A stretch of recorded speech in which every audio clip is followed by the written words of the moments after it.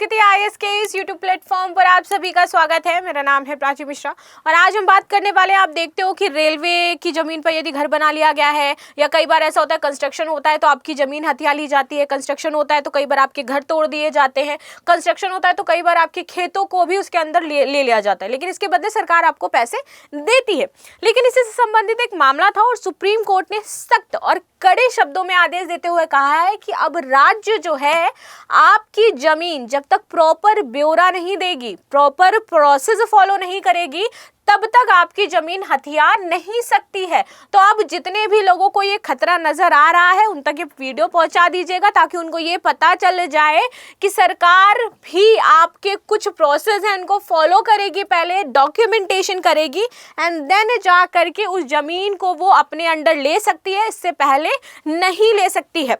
Unauthorized तरीके से आपके घरों पर बुलडोजर नहीं चला सकती है। तो इसी से रिलेटेड मामला कहाँ था? कोलकाता नगर निगम का ये मामला था जिसको आज मैं डिस्कस करने वाली हूँ। इसी को चैलेंज करने के लिए पहले कोलकाता हाई कोर्ट में इस मामले को, ये जो पूरा मामला था नगर निगम का, कोलकाता हाई कोर्ट जाता है और इस हाई कोर्ट के फैसले को चेंज करने के लिए उन्होंने क्या किया, सुप्रीम कोर्ट में याचिका दायर करी और सुप्रीम कोर्ट ने उसको संज्ञान में लेकर के फैसला सुनाया और कहा कि अगर उचित प्रक्रिया का पालन नहीं किया गया है तो निजी संपत्ति, वो किसी व्यक्ति की निजी संपत्ति है, उसका आप अधिग्रहण नहीं कर सकते हो जब तक आपने पूरा प्रोसेस फॉलो नहीं किया है। अभी यहाँ पर क्या किया गया था कि जो नगर निगम है, कोलकाता नगर निगम, उनके द्वारा एक जो दंपत्ति थे उनकी संपत्ति को अधिग्रहित किया गया था और कहा गया था वो यहाँ पर पार्क बनाएंगे। तो उन्होंने केस फाइल किया, किसके खिलाफ? कोलकाता नगर निगम के खिलाफ। हाई कोर्ट में उन्होंने फैसला सुनाया उनके पक्ष में। अगेन वो उस फैसले से संतुष्ट नहीं थे तो वो गए सुप्रीम कोर्ट के पास। अब सुप्रीम कोर्ट ने यहाँ पर साफ कह दिया है कि जब तक आप उचित प्रक्रिया का पालन नहीं करोगे तब तक आप जो है इस संपत्ति को, किसी की भी संपत्ति को अधिग्रहित नहीं कर सकते हो। क्या प्रोसेस है, क्या शक्तियां हैं, चलिए इनको समझ लेते हैं। तो ये तो मामला था जो मैंने आपको बता दिया गया। हाई कोर्ट ने माना था कि कोलकाता नगर निकाय के पास संपत्ति के अनिवार्य अधिग्रहण के लिए कोई शक्ति नहीं थी और वहां पर यह कहा भी गया था कि इन्होंने जो संपत्ति हथियाई है उसके लिए प्रॉपर इनके पास कोई पावर नहीं थी जो उन्होंने संपत्ति हथिया ली है। अब सुप्रीम कोर्ट का कहना क्या है ये भी जान लेते हैं। तो न्यायमूर्ति पीएस नरसिम्हा और न्यायमूर्ति अरविंद कुमार, ठीक है, इनकी पीठ थी, उन्होंने क्या किया, अपील खारिज कर दी और इसके बाद यहाँ पर कहा गया है कि निजी संपत्ति को यदि अधिग्रहित करना है तो उसके लिए संविधान में एक प्रक्रिया बताई गई है और वो प्रक्रिया किसके तहत दी गई है? अनुच्छेद 300A के तहत मेंशन करी गई है और इसी प्रक्रिया का पालन करते हुए, इसको फॉलो करते हुए आप किसी की निजी संपत्ति को अधिग्रहित कर सकते हो। यदि आप ऐसा नहीं करते हो तो वह व्यक्ति कोर्ट में जा करके चैलेंज कर देगा किसी भी आपकी राज्य सरकार को।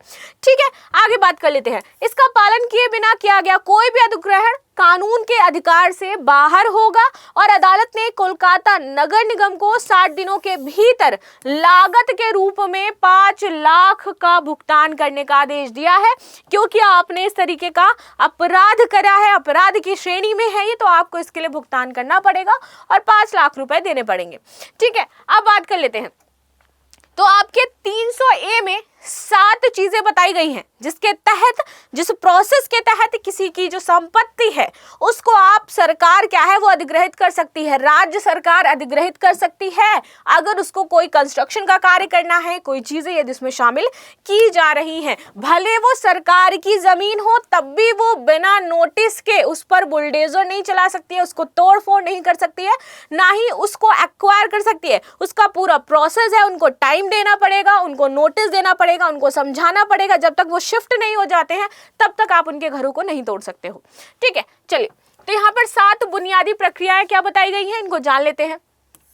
नोटिस देने का अधिकार, सबसे पहले आपको यदि कहीं पर कोई भी काम करना है तो नोटिस पीरियड आप जानते ही होता है, तो आपको नोटिस देना पड़ेगा।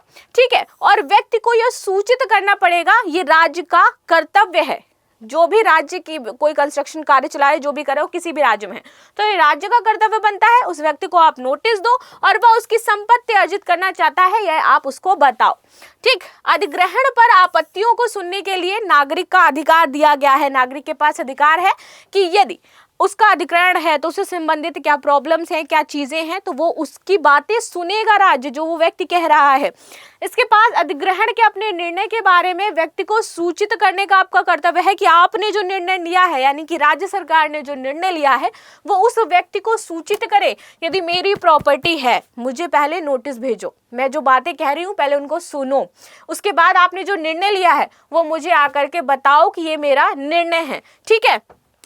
अधिग्रहण विशेष रूप से सार्वजनिक उद्देश्यों के लिए हो, आपके पर्सनल कार्य के नहीं, कि ट्रेन बनाने हैं, ठीक है, ये सही है, सार्वजनिक उद्देश्य है। वहां से कोई हाईवे प्रोजेक्ट निकल रहा है, सार्वजनिक उद्देश्य है।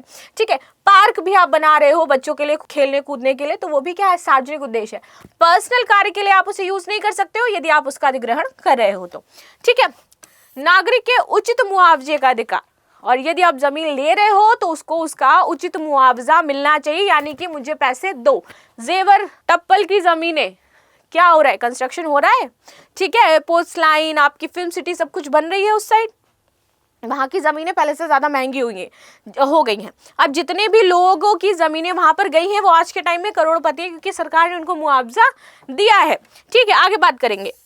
अधिग्रहण की प्रक्रिया को निर्धारित समय सीमा के भीतर आपको संचालित करना है, और एक कुशल आचरण का अधिकार और कार्यवाही के अंतिम निष्कर्ष को निहित करने का अधिकार यहाँ पर है कि आप कुशलता पूर्वक उस प्रोसेस को फॉलो करें और करवाएं। ठीक। अब जब आप संपत्ति का अधिग्रहण करने जा रहे हो तो इससे पहले इनका अनुपालन किया जाना चाहिए। ये जो 7 चीजें बताई गई हैं, यदि आप इसका अनुपालन नहीं करते हो तो ये क्या होगा, अधिकार का उल्लंघन होगा। ठीक है। उचित प्रक्रिया का पालन किए बिना संपत्ति अर्जित करने पर आपकी कानूनी कार्रवाई की जाएगी, और यह आपके अधिकार क्षेत्र में है, यानी कि जिस व्यक्ति के आपने लिए है उसके लिए अधिकार क्षेत्र में है। और दूसरा, जो राज्य है जिसने ये कार्य किया है बिना इन सारे प्रोसेस को फॉलो किए हुए, तो आप कोई कानूनी कार्रवाई नहीं कर सकते, यानी कि राज्य नहीं कर सकता है, लेकिन जिस व्यक्ति का लिया है वो कर सकता है। ठीक। चलिए अब संपत्ति का अधिकार के बारे में जान लेते हैं। संपत्ति के अधिकार को वर्ष 1978 में 44वें संविधान संशोधन के माध्यम से जोड़ा गया था, ऐड किया गया था, उसको संशोधित किया गया था। ठीक है।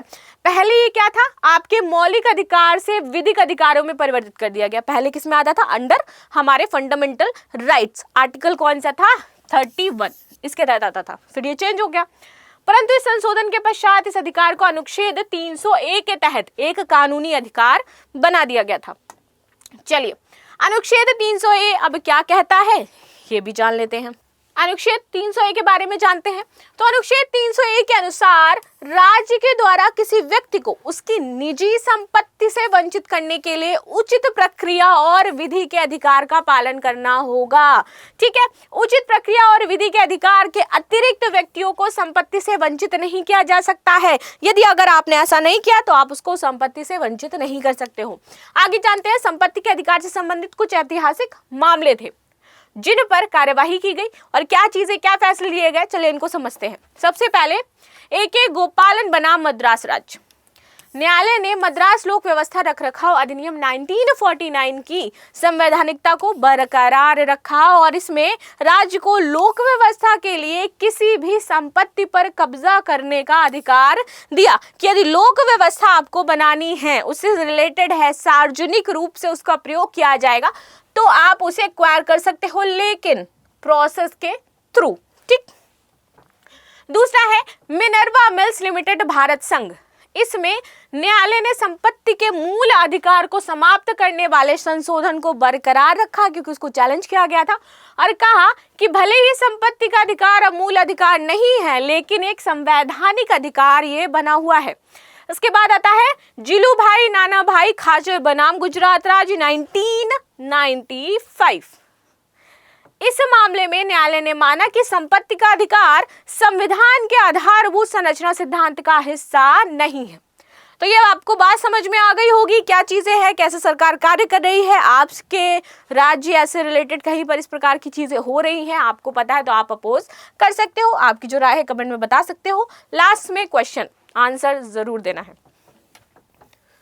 क्वेश्चन क्या है कि संपत्ति के अधिकार के संदर्भ में निम्नलिखित कथनों पर विचार कीजिए। AK गोपालन बनाम मद्रास राज्य मामला इस अधिकार से संबंधित है। दूसरा, संपत्ति के अधिकार को वर्ष 1978 में 44वें संविधान संशोधन के माध्यम से कानूनी अधिकार बनाया गया। तीसरा, वर्तमान में यह अधिकार अनुच्छेद 300A में शामिल है। उपयुक्त में से कितने कथन सही हैं? केवल एक, केवल दो, तीनों, कोई भी नहीं। तो कमेंट में आंसर जरूर देना है। और आपकी मंथली करंट अफेयर की फाइल रेडी हो चुकी है, तो आप उसको देख सकते हो जाकर के, मे बी कल अपलोड हो जाएगी। आपकी जो राय रहा करे कमेंट बॉक्स में मुझे बता दिया करो, ठीक है। और इसका आंसर देना बिल्कुल भी नहीं भूलोगे आप सभी। मिलते हैं नेक्स्ट क्लास में, तब तक के लिए धन्यवाद। लाइक शेयर सब्सक्राइब करना बिल्कुल भी ना भूलें।